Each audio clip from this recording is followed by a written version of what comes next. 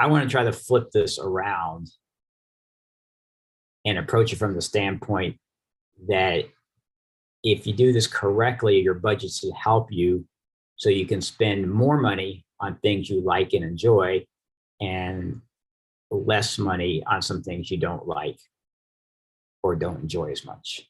And that is, if you understand where your money is going, you're able to move it around and change some things more. So if we completely look at a budget as a helpful tool, as opposed to a straitjacket or restriction, that I believe helps you understand the budget better and makes it easier for you to work on your budget and maintain your budget.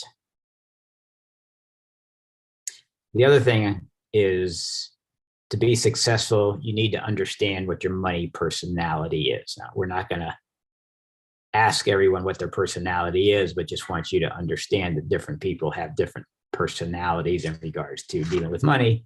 A lot of us really got our money personality a long time ago, probably from our parents when we were relatively young. But, some examples of money personality is, some people are savers. By default, they're always squirreling away some extra money every bit they can. Others are spenders. They get a adrenaline charge out of going and buying something. And they're usually spending on a regular basis. Others are debtors. And not only are they spending money, they don't really even care that they are borrowing money in order to spend money, and don't really think of the repercussions that at some points down the road, you really cannot be spending more than you are bringing in and really live successfully. So those are just some of the money personalities. I just want to sort of explain those. So again, that's why we have different types of budgets. You have to be honest with yourself as to what your money personality is. Doesn't matter to me what it is. You don't have to announce it to the class or the session, but you have to be truthful with yourself, understanding what your money personality is, and then try to figure out if it is a challenging thing. If you're either spending too much money or some people don't spend enough money, you have to figure out how you can work it to get to a nice equilibrium.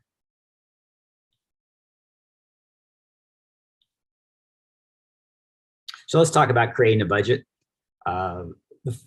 So there's what I would propose to you are 3 principles in setting or creating a budget. The first one is you must set realistic goals. If you're spending $500 a month on groceries right now, and you start a budget and you write down $300 for groceries, just because you write down $300, your spending is not going to go down from the $500. You'll never reach that budget. Now, if you're spending $500 and you've set a goal of $450 and you set down some goals that you're going to do, such as you're going to shop now using coupons. You didn't do that before. You're going to start using electronic coupons.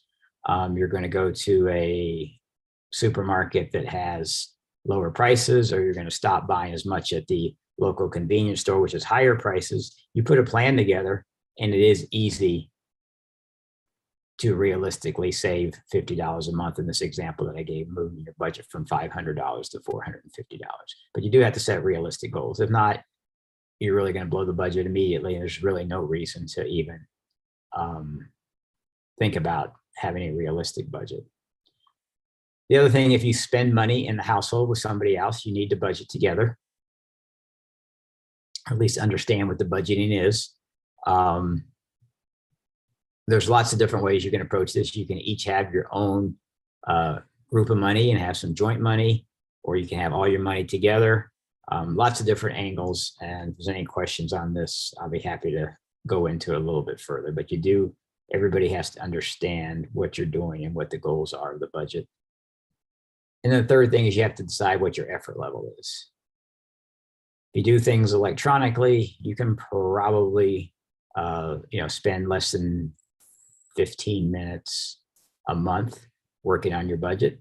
It won't be the most detailed budget, or you could spend, an hour a month working on your budget with more detail. But you have to understand what energy and effort level you want to put into it. And that will also help you determine which of the budgets you might choose when we get to that later on during this hour.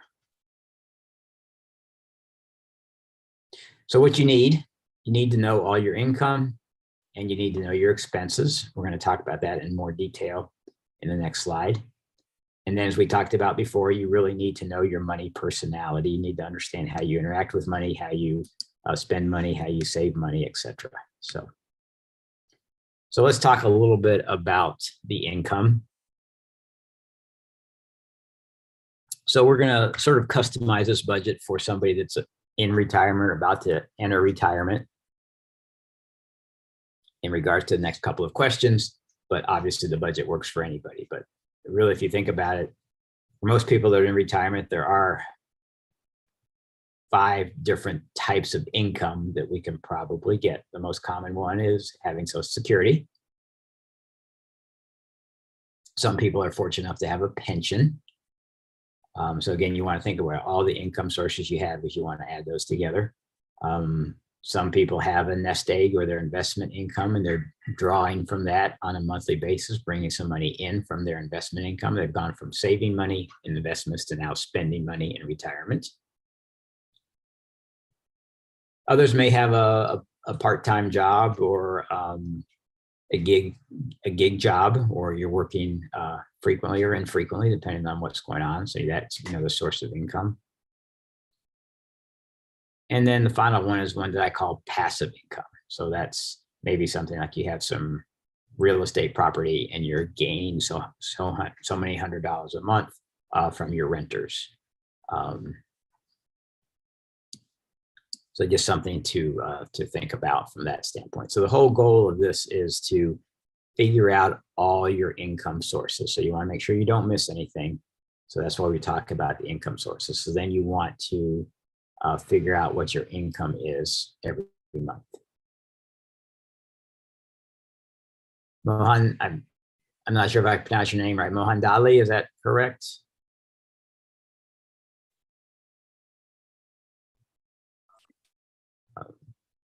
Yes, sorry, I'm still struggling with the interface. Okay. I just managed to unmute. Okay, that's fine. So thanks for joining us. We're also on live stream, but please feel free to ask questions as we go. Thank you. You can just keep yourself unmuted. That's fine, unless you're going to be talking in the background to somebody else, and you can just. Yes, there's some background. Okay. All right. So we're just talking about what you need to create a budget. So we just talked about the income. You want to make sure you understand where all your income is coming from on a monthly basis. And then the next thing is understanding where your expenses are. And you want to break those into a monthly basis.